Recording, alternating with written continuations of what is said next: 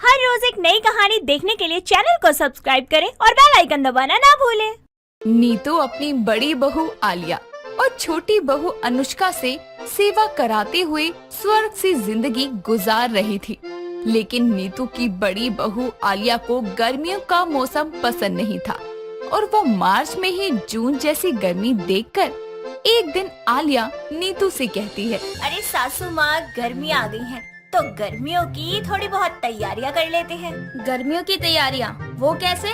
गर्मी तेरी बुआ की बेटी है क्या, जो उसके स्वागत के लिए मैं रंग बिरंगी लाइटें लगवाऊं? वहीं पर मौजूद अनुष्का अपनी जेठानी की बात को समझते हुए उससे पंगे लेने के लिए अपनी सास को बोलती है, अरे माँ जी, आप समझी नहीं, जेठानी जी क्या कहना चाहती हैं। उनका मतलब है कि गर्मियाँ आ रही हैं तो वो गर्मियों की तैयारी करना चाहती है। मतलब ठंडे पानी रखने के लिए बोतलों को बेड से निकालकर धोना चाहती हैं। क्यों जेठानी जी? मेरा मतलब था सासू माँ। अरे बहू, बस यही करना था तूने। जा निकाल ले, सारी बोतलें बेड में रखी है और अच्छे से धो लियो। ठीक है। आलिया भी अपनी देवरानी की चाल को समझते हुए सारी बोतलों को जल्दी से धोकर छत पर रख देती है धूप लगाने के लिए। शाम को जब वो बोतलें लेने जाती है तो चिल्लाते हुए बोलती है, सासू माँ, अनुष्का, ऊपर आओ जल्दी। आलिया के चिल्लाने की आवाज सुनकर नीतू और अनुष्का भागते हुए ऊपर जाते हैं और वहाँ प्लास्टिक की बोतलों को टेढ़ा मेढ़ा देखकर नीतू बोलती है, ये क्या हुआ बहू बोतलों को? इनको कौन सा लकवा मार गया जो ऐसे टेढ़ी मेढ़ी हो गयी? सासू माँ, अब ये तो बोलूंगी नहीं कि मैंने किया है। अरे सासू माँ, समझो ना, गर्मी ही इतनी पड़ रही है कि ये पतली प्लास्टिक वाली बोतल खुद को ही नहीं बचा पाई तो हमारे पानी को कैसे बचाती अपने अंदर। इसलिए अब मैं महंगी अच्छी प्लास्टिक की बोतलें लाऊंगी गर्मियों में। थोड़ा खर्चा हो जाएगा लेकिन चीज टिकाऊ होगी। लगता है तू सही कह रही है। चल मैं दे दूंगी पैसे, तो ले आइयो। पर माँ जी, ये तो फालतू का खर्चा है। देवरानी जी, अगर आपको फालतू का खर्चा लगता है ना तो आप उन बोतलों से पानी मत पीना, अपने पीने का पानी आप इन्हीं बोतलों में भर लेना। इतना बोलकर आलिया नीतू को नीचे ले आती है और उससे पैसे लेकर महंगी महंगी बोतलें ले आती है। ये देखकर अनुष्का के कलेजे में आग लग जाती है।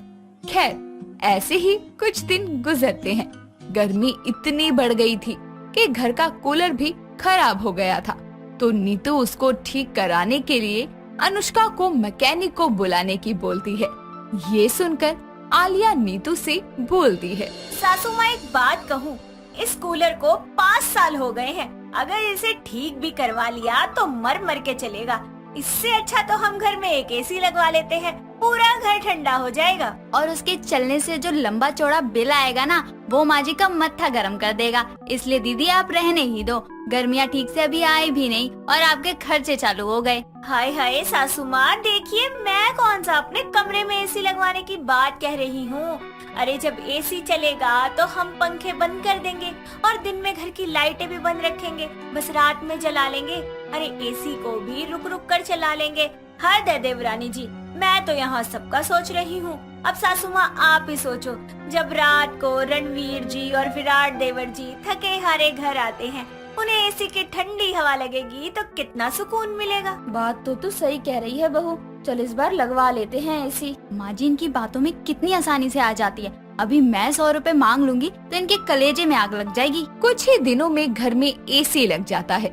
ये देखकर नीतू का बेटा रणबीर बोलता है, अरे वाह माँ, इस बार तो बड़े खर्चे कर रही हो गर्मियों में। पहले महंगी वाली बोतलें, अब एसी। अरे बेटा, ये तो आलिया ने बोला तो इसलिए लगवा लिया। सबको आराम रहेगा गर्मियों में। अपनी गर्मियाँ सुकून से बिताने के लिए आलिया बातों को घुमाकर किसी भी तरह अपनी सास से खर्चा करवा ही लेती थी। वहीं दूसरी तरफ बेचारी अनुष्का अपनी देवरानी के आगे कमजोर पड़ जाती थी। ऐसे ही एक दोपहर मोहल्ले में प्लास्टिक का सामान बेचने वाला आया था। अनुष्का उसमें से आइसक्रीम बनाने की प्लास्टिक की ट्रे लेती है और घर आकर अपनी सास को बोलती है, माँ जी गर्मियाँ बहुत है ना, तो मैंने ये आइसक्रीम ट्रे ली है, बस 150 रुपए की है, जरा देना पैसे। बहू तू पागल है क्या? इस घर में बच्चे थोड़ी है जो आइसक्रीम खाएंगे। तू भी ना बस फालतू के खर्चे करवाने के लिए आगे रहती है। ये बात सुनकर अनुष्का का मुंह बन जाता है और वो वहाँ से जाने लगती है। तभी वहाँ आलिया आकर बोलती है, अरे वैसे देवरानी जी सही कह रही है सासू माँ, गर्मी बहुत है और गर्मी में आइसक्रीम बच्चे नहीं बड़े भी खाते हैं। वाह, आज जेठानी जी ने मेरे हक में बोला। चलो सही है। लेकिन माँ जी ट्रे पर बेकार का खर्चा करने की क्या जरूरत है? हमारा फ्रिज तो वैसे ही पुराना है। अरे मर मर के तो वो पानी ठंडा करता है। इसलिए मैं क्या कह रही थी कि नया फ्रिज ले लेते हैं, आइसक्रीम ट्रे उसमें फ्री मिल जाएगी। सच में बहू, फ्री मिलेगा? फिर तो शाम को ही चलियो तू मेरे साथ और बताइए कौन सा फ्रिज लिया जाए। अपनी सास की ये बात सुनकर अनुष्का का गुस्सा 7वें आसमान पर चढ़ जाता है और वो गुस्से में बाहर जाती हुई बोलती है, मेरा ये 150 रुपए इनको फालतू खर्चा लग रहा था और अब जेठानी जी के चलते जो हजारों का फ्रिज आएगा वो सही है। हद है, अपनी जरूरत के हिसाब से जेठानी जी गर्मियों के नाम पर फालतू का खर्चा करवा रही हैं। शाम को नीतू और आलिया जाकर घर के लिए नया फ्रिज ले आते हैं। गर्मियां आने से पहले ही इतना खर्चा करवाकर आलिया बड़ी खुश थी और इसी खुशी में वो अपने कमरे में नाचते हुए बोलती है, मेरी गर्मियों की तैयारी तो हो गई। अब गर्मियाँ सुकून से निकलेगी। मस्त एसी की हवा में सोऊंगी, नए फ्रिज में आइसक्रीम जमाऊंगी और ठंडा ठंडा पानी पीऊंगी। ऐसे ही समय गुजरता है। अब घर में गर्मियों से बचने के लिए एसी, फ्रिज सब कुछ था और सबका इस्तेमाल भी हो रहा था। ऐसे ही कुछ समय तक घर के मीटर पर जब हाई वोल्टेज एसी और फ्रिज का एक्स्ट्रा लोड होने लगता है तो एक दिन तेज चिंगारी के साथ घर के मीटर में आग लग जाती है और पूरे घर की लाइट चली जाती है। ये देखकर नीतू कहती है, ये क्या हुआ अचानक लाइट को? अभी तो मैंने एसी चालू किया था, अच्छी नींद आ रही थी टीवी देखते देखते, इस लाइट को भी अभी जाना था। सभी अंधेरे में बैठे सोच ही रहे होते हैं कि आखिर लाइट क्यों गई। इतने में नीतू का छोटा बेटा विराट ऑफिस से घर आकर अपनी माँ से बोलता है, माँ, बाहर मीटर में आग लग गई, बिजली विभाग वालों को जल्दी बुलाना पड़ेगा। क्या आग? हे भगवान, आग! विराट जल्दी से फोन करके बिजली विभाग के लोगों को बुलाता है और मीटर की आग बुझाकर उसको चेक कराने के बाद उनमें से एक अधिकारी बोलता है, देखिए मीटर पर जरूरत से ज्यादा लोड आने की वजह से ये फूक गया है। ऐसा क्या चला रहे थे घर में? वो सर, मेरी जेठानी जी ने एसी और नया महंगा फ्रिज मंगवाया था, उसी का इस्तेमाल कर रही थी ये दिन रात। उसी का नतीजा है ये। अब देखिए नए मीटर के लिए 10,000 रूपए जमा करवाने पड़ेंगे और साथ ही 1 हफ्ते का इंतजार भी करना पड़ेगा। 1 हफ्ते का इंतजार? अरे जब तक हम गर्मी में रहेंगे। मैडम, ये तो पहले सोचना चाहिए था। अब ऐसी हाई वोल्टेज चीजें लगवाते हो तो उसके लिए वायर सेटिंग भी करवानी पड़ती है। अब बढ़ गया ना इतनी गर्मी में आपका खर्चा। ये सब सुनकर आलिया बोलती है, माँ जी दे दीजिए ना पैसे। बहू, तेरे इन खर्चों से सारे पैसे खत्म हो गए। अब मेरे पास मीटर लगवाने के लिए और पैसे नहीं हैं। क्या? अरे यार नहीं। बेचारी आलिया ने अपनी चिकनी चुपड़ी बातों में फंसाकर अपनी सास का इतना खर्चा करवाया था गर्मियों के लिए कि अंत में इनका कोई फायदा नहीं रहा। इसीलिए कहते हैं, अगर खर्चा सोच समझकर नहीं करोगे तो आगे जरूरत के समय खर्चने को पैसे ही नहीं बचेंगे। कुहू एक बेहद ही गहरे सांवले रंग की लड़की थी। उसके माता पिता ने खूब दहेज का लोभ देकर कुहू का रिश्ता प्रेम नाम के लड़के से तय कर दिया था। प्रेम की माँ बसंता घर आकर अपने बेटे से बोलती है, प्रेम बेटा, रिश्ते के लिए मना मत करियो, बहुत पैसा मिल रहा है बदले में। अब तो पैसा ही पैसा होगा हमारे पास और हमारे घर का लोन भी चला जाएगा और ये घर पक्के तरीके से हमारा होगा। पर माँ, आप इस लोन से बचने के लिए मेरी जिंदगी क्यों तबाह कर रही हैं? मैं पैसे कमाकर कुछ महीनों में ये घर अपने नाम करवा ही लेता, पर नहीं, आप मेरी उस सांवली लड़की से शादी करवा रही हैं। बेटा, तेरा काम तो इतने अच्छे से चल नहीं रहा और हम रोड पे ना आ जाए यही सोचकर मैं तेरी शादी उससे करवा रही हूँ। और तू कोशिश कर उस लड़की से घुलने मिलने की। अब वो तेरी बीवी बनने वाली है और मुझसे बहस करने से अच्छा होगा कि उस लड़की से मिल ले। अब हट यहाँ से, मुझे काम करने दे। इतना बोलकर बसंता पंडित से मुहूर्त का पता करके आती है। पंडित 1 हफ्ते बाद का मुहूर्त निकालते हैं। प्रेम भी अपनी माँ की बात मानकर अगले दिन कुहू को कैफे में मिलने के लिए बुलाता है। प्रेम खाने का ऑर्डर देता है। और उसे कुहू के साथ बहुत ही ऑकवर्ड फील हो रहा होता है। दोनों चुपचाप बैठे रहते हैं। तभी वेटर खाना लेकर आता है और कुहू उसे बोलती है, प्रेम जी कुछ खा लीजिए, आपने मुझे यहाँ मिलने बुलाया, कोई खास वजह? हाँ, वो मैंने सोचा कुछ ही दिनों में हमारी शादी हो जाएगी और एक दूसरे को हम जानते तक नहीं है, तो क्यों ना मिल लिया जाए ताकि बाद में हम दोनों को अजीब ना लगे। जी बात तो आप बिल्कुल सही कह रहे हैं। तो बताइए क्या जानना चाहते हैं आप मेरे बारे में? आपको जो करना पसंद हो या कुछ खाना पसंद हो वो बता दीजिए। जी मुझे खाना बनाना बहुत अच्छा आता है। सिंगिंग, डांसिंग, जोक्स, ट्रैवलिंग मुझे बहुत पसंद है। इस तरह दोनों काफी घंटों तक बातें करते हैं, जिसके बाद प्रेम को कुहू पसंद आने लगती है और वो कुहू का साफ दिल देखकर उसके सांवले रंग को अपने दिल में बसा लेता है। अगले हफ्ते दोनों की शादी बड़े धूमधाम से होती है। कुछ ही हफ्तों में कुहू अपने ससुराल की सारी जिम्मेदारियों को संभाल लेती है, जिसे देखकर उसकी सास ना चाहते हुए भी उससे खुश हो जाती है। ऐसे ही एक दिन बसंता कुहू को आवाज लगा के बुलाती है, अरे ओ काली कमली बहू, जरा इधर तो आ। जी माँ जी। जरा मेरे लिए 1 कप अदरक इलायची वाली बढ़िया सी चाय लेकर आ, और हाँ, अपनी तरह काली चाय मत लेकर आ जाइयो। कुहू अपनी सास की बात चुपचाप सुनती है और रसोई में जाती है, जिसके बाद वो अपनी सास के लिए फटाफट से बढ़िया सी चाय बनाकर लाती है, जिसे पीकर वो बोलती है, आहा बहू, चाय तो बहुत ही अच्छी है। वैसे तू बाहर से कितनी भी बेकार लगती हो, लेकिन काम तो तेरे अच्छे हैं, पूरा घर संभाल लेती है मेरा। शुक्रिया माँ जी। अच्छा बहू, वो मैं क्या कह रही थी, बहुत सारे कपड़े गंदे पड़े हैं, तो तू सारे कपड़े, चद्दर, तकिए जो भी हैं वो सब धो दे। अब पता चलेगा महारानी को, जब इतने सारे कपड़े हाथ से धोएगी ना तो हाथ ही टूट जाएंगे। मशीन तो है नहीं वैसे भी, अब मजा आएगा। जी माँ जी, मैं सारे कपड़े धो दूंगी। कुहू एक एक करके सारे कमरों के पर्दे, चद्दर, कवर सब सिर्फ 1 घंटे के लिए साबुन में भिगो कर रख देती है। इतने में वो खाना बना लेती है और बाद में जाकर सारे कपड़े अच्छे से धोकर सुखा देती है। तभी बसंता आकर बोलती है, अरे ओ काली कमली, धुल गए सारे कपड़े, हो गए तेरे सारे काम या फिर कुछ बाकी है? जी माँ जी, मैंने सारे कपड़े अच्छे से धो दिए। अरे ओ नास पीटी, दोपहर का खाने का वक्त हो चुका है, खाना तो तूने बनाया नहीं होगा। नहीं माँ जी, खाना तो मैंने कब का बना दिया, चलिए आपको परोस देती हूँ। अच्छा, तो झूठ बोलेगी मुझसे, जरा मैं भी देखूँ तो रसोई में खाना बना भी है या नहीं। इतना बोलकर बसंता रसोई में जाकर देखती है तो रोटी, सब्जी, चावल, सलाद सब रेडी होते हैं। ये देखकर वो हैरान हो जाती है और अपने मन में बोलती है, इसे तो मैंने इतना मुश्किल काम दिया था कि इसका हाथ टूटे, कमर टूटे, लेकिन इसका तो कुछ हुआ ही नहीं। फटाफट इसने खाना भी बना लिया। सच में कमाल की बहू मिली है मुझे। माँ जी, आप क्या सोच रही हैं? बैठिए ना, मैं खाना परोसती हूँ। बसंता उसके हाथ का खाना खाकर खुश हो जाती है, जिससे बसंता के दिल में कुहू अपने प्यार से जगह बना लेती है और बसंता उसे अपना लेती है। वक्त बीतता जाता है।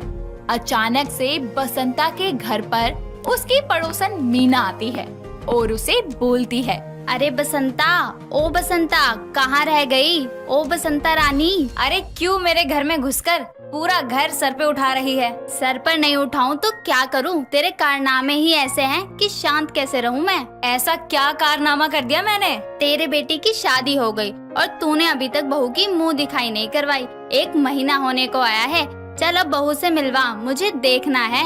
अरे पागल, थोड़ी देर पहले आती ना, बहू तो घर में है नहीं, बाजार गई है। तू रुक, मैं तेरे लिए चाय पानी लेकर आती हूँ। इतना बोलकर वो अपनी बहू के कमरे में जाती है और उसे कमरे से बाहर आने के लिए साफ मना कर देती है और फिर रसोई में जाकर वो मीना के लिए पानी लेकर आती है और उसे देते हुए बोलती है, अगर इसने बहू को देख लिया ना तो मेरा बहुत मजाक उड़ाएगी। हर हालत में मुझे इसे घर से बाहर भेजना ही होगा। अरे मीना, तुझे जाना नहीं है क्या घर अपने? अरे 1 गली 5 घर छोड़ के ही तो घर है, बहू का इंतजार करने दे। अरे मैंने बोला ना कि बहू को टाइम लगेगा अभी आने में, वो बाजार गई है, राशन वगैरह भी लेना है, 4 घंटे लगेंगे। वो दूर वाला बाजार है ना, वहाँ गई है। कोई बात नहीं, मैं तो बहू से मिलकर ही जाऊंगी। ठीक है, जैसी तेरी इच्छा। ऐसे ही 3 घंटे बीत जाते हैं और मीना इंतजार करते करते थक जाती है, जिसके बाद मीना बोलती है। अच्छा बसंता, मेरी बहू का फोन आ गया है, मुझे जाना होगा, लेकिन कल फिर आऊंगी 2-4 औरतों को लेकर। अच्छा अब मैं चलती हूँ। हाँ हाँ ठीक है, बहू तुझे मिलेगी तब तो मुंह दिखाई करवाऊंगी ना। अरे बहू, मेरी काली कमली आजा। जी माँ जी, आपने इतनी देर तक मुझे अंदर क्यों रखा? अरे वो पड़ोस की जो मीना थी ना, वो आई थी, तेरा मजाक बनाती, इसीलिए मैंने उसे भगा दिया। 3 घंटे से उसका पोपट बना रही थी मैं। तो फिर माँ जी मिलवा देते। अरे नहीं, कल वो फिर आएगी, इसीलिए तू अपने कमरे में ही बैठी रही हो, समझी? जी माँ जी। ऐसे ही अगले दिन मीना 2-3 पड़ोसनों को लेकर घर आती है, लेकिन बसंता फिर से बहाना बना देती है बहू के घर पर ना होने का। तभी घर के बाहर आकर मीना बोलती है। कुछ तो गड़बड़ है, मुझे ऐसा लग रहा है मीना जानबूझकर अपनी बहू से हमें मिलवा नहीं रही। 5-6 दिन बाद बसंता के घर अचानक से चलेंगे, जब इसकी बहू जरूर घर पर मिलेगी। हफ्ते भर बाद मीना और पड़ोसने उसके घर की डोरबेल बजाती है, जिसमें बसंता अपने बेटे प्रेम से बात कर रही होती है। तभी वो अपनी बहू को दरवाजा खोलने को कहती है। कुहू जैसे ही दरवाजा खोलती है तो मीना उसे देखकर बोलती है। अरे ये क्या, बसंता ने नौकरानी रख ली अपने घर पर? अरे बहू, जरा देख कर बता कौन आया है। क्या बहू? अरे लो भाई, ये काली कलूटी तो बसंता की बहू निकली।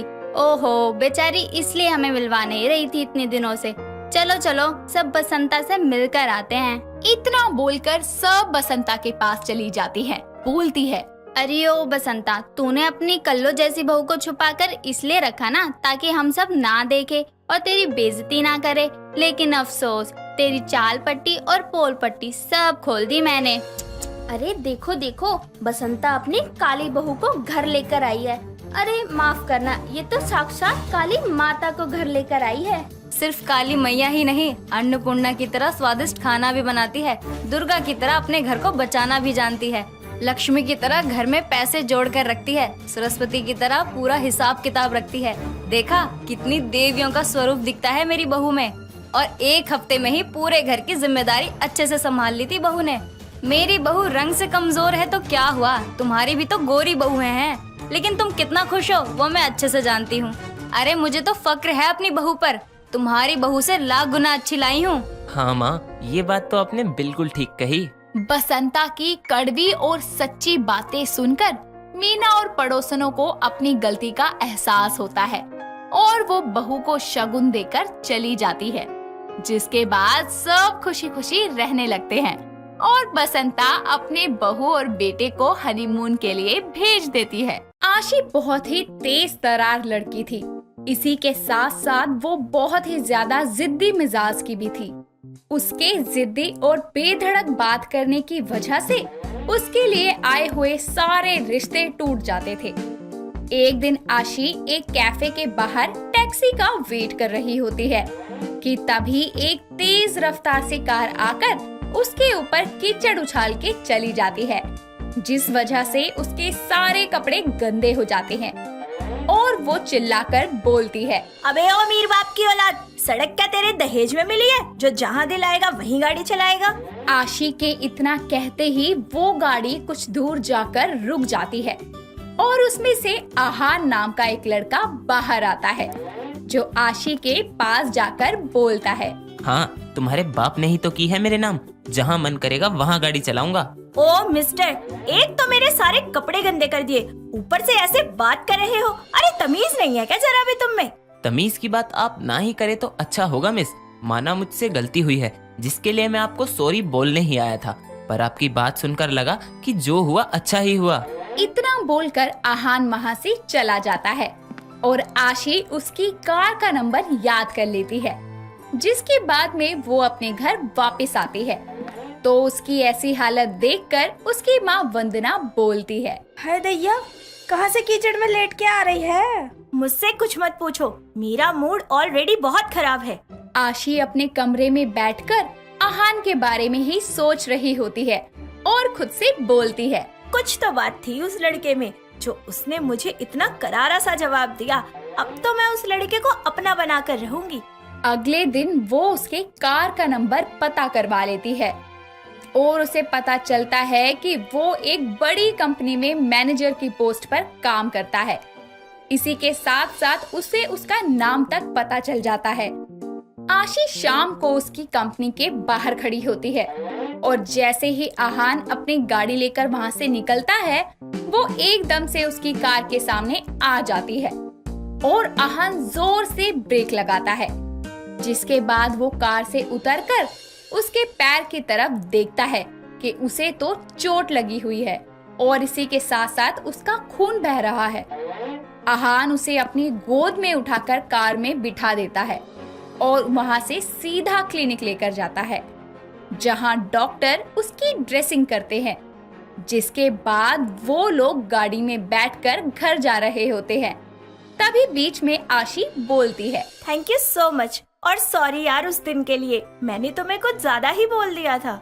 इट्स ओके, वैसे गलती मेरी भी है। कुछ भी हो, मुझे एक लड़की से इतनी बुरी तरह से बात नहीं करनी चाहिए थी। अरे कोई बात नहीं, तो अब हम दोस्त बन सकते हैं।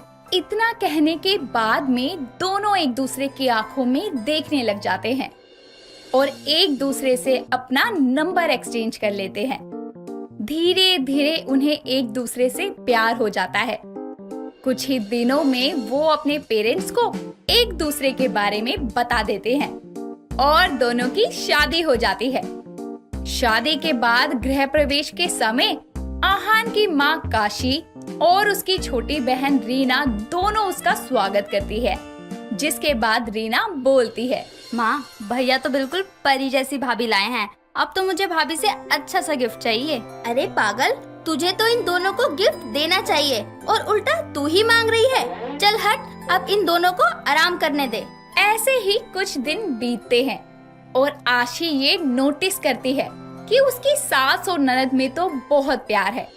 इसी के साथ उसकी सास उससे कभी भी नहीं लड़ती, तो वो सोचते हुए खुद से बोलती है, ये माँ बेटी का प्यार तो मेरी बर्दाश्त से बाहर हो रहा है। अरे लोगों की सास इतना लड़ती है, झगड़ती है और मेरी है कि कुछ कहती ही नहीं। इतनी अच्छाई मुझसे हजम नहीं होती, कुछ ना कुछ तिगड़म तो लगाना ही पड़ेगा मुझे। जिसके बाद वो देखती है कि रीना को कोई लड़का बाइक पर छोड़ के गया है। जिसके बाद वो तुरंत किचन में जाकर अपनी सास को बोलती है, माँ जी, मुझे गलत मत समझना, लेकिन मेरे हिसाब से आपको रीना को समझा के रखना चाहिए। क्या हुआ बहू, तू ऐसा क्यों कह रही है? अरे मैंने आज रीना को एक अनजान लड़के के गले मिलते हुए देखा। उस लड़के ने रीना का हाथ भी पकड़ा हुआ था। पर ऐसा कुछ होता तो रीना मुझे बता देती। वही तो, आप उस पर इतना भरोसा करती हैं और वो आपके पीठ पीछे ये सब करती फिर रही है। उसे मत बोलना कि मैंने कुछ कहा है, खामखा कहेगी कि मैंने आपके कान भरे हैं। नहीं नहीं बहू, तू उसकी भाभी है, भला तू क्यों उसका बुरा सोचेगी? ये सब सुनकर काशी को यकीन नहीं होता कि रीना उससे इतनी बड़ी बात छुपा रही है। जिसके बाद रीना के घर आने पर काशी उसे गुस्से में बोलती है, कहाँ थी इतनी देर तक? समय का कुछ ख्याल है या नहीं? आज के बाद इतनी देर तक तू घर से बाहर नहीं रहेगी, समझी? इतना कहकर काशी वहाँ से चली जाती है और अपनी माँ का ऐसा रवैया देखकर रीना हैरान रह जाती है और अपनी भाभी को बोलती है, भाभी, आज माँ को क्या हुआ है? आज से पहले उन्होंने मुझसे कभी ऐसे बात नहीं की। अब मैं क्या कहूँ रीना, अगर कहूँगी तो बुरी बन जाऊंगी। ऐसा कुछ नहीं है, आप बोलिए। माँ जी को लगता है कि तुम उनकी दी हुई आजादी का गलत फायदा उठा रही हो। किसी के साथ चक्कर चल रहा है तुम्हारा। रीना रोते हुए अपने कमरे में चली जाती है। जिसके बाद में आशी अपने हाथ पर पट्टी बांध लेती है। कुछ ही देर बाद में आहान भी ऑफिस से घर वापस आता है और आशी जैसे ही पानी की ट्रे आगे करती है, आहान की नजर उसके हाथ पर जाती है। जिसके बाद वो बोलता है, तुम्हें चोट लग गई और फिर भी तुम काम कर रही हो? मैं अभी माँ और रीना से बात करता हूँ। अरे नहीं नहीं, इतनी सी बात के लिए आप उन्हें परेशान मत कीजिए। और वैसे भी मैं इस घर की बहू हूँ, ये काम करना तो बनता ही है। उन दोनों की बातें रीना चुपके से सुन रही होती है और वो समझ जाती है कि आशी ये सब कुछ जानबूझकर कर रही है। जिसके बाद वो ये सब जानकर अपनी माँ को बता देती है। अगले दिन जब सब बैठकर नाश्ता कर रहे होते हैं, तभी काशी बोलती है, रीना, आज मैंने तेरे पसंद की सब्जी बनाई है, जरा चख कर तो देख। मुझे नहीं खाना। भाभी, आप मेरे लिए पास्ता बना दोगी प्लीज? क्यों? माँ के हाथ से अच्छा अब भाभी के हाथ का खाना लगने लगा है क्या? हाँ, क्योंकि जिस माँ को अपनी बेटी पर भरोसा ही नहीं, उस माँ के हाथ का खाना मुझे खाना ही नहीं है। मुझे तुझ पर भरोसा नहीं होगा, बल्कि तू ही मुझसे आजकल बातें छुपाती है। वो तो बहू ने मुझे बताया कि तू किसी लड़के से गले मिल रही थी। भला मैं क्यों बातें छुपाने लगी? वो तो भला हो भाभी का, जिन्होंने मुझे आपकी सोच के बारे में बता दिया। दोनों की बातें सुनकर आशी डर जाती है कि अब तो दोनों को पता चल जाएगा कि ये सब उसकी ही चाल थी। इतने में ही आहान बोलता है, आप दोनों अपनी बकवास बंद कीजिए और मुझे ये बताइए कि आप दोनों घर का सारा काम उस पर ही क्यों डाल देते हैं? कल उसके हाथ में चोट लगी थी, फिर भी वो सारा काम कर रही थी। अरे मैं तो भूल गई कि किचन में दूध गैस पे रखा है। मैं जरा देख कर आती हूँ। कहाँ चली भाभी? अब चाल चली है तो उसका अंजाम भी देखना पड़ेगा। जिसके बाद रानी और काशी आहान को सब कुछ बताती है कि आशी ने तीनों से एक दूसरे के बारे में झूठ बोला है ताकि तीनों के बीच में गलतफहमी हो जाए। ये सब सुनने के बाद में आहान बोलता है, आशी, तुम अपने परिवार के साथ ऐसा कर रही थी।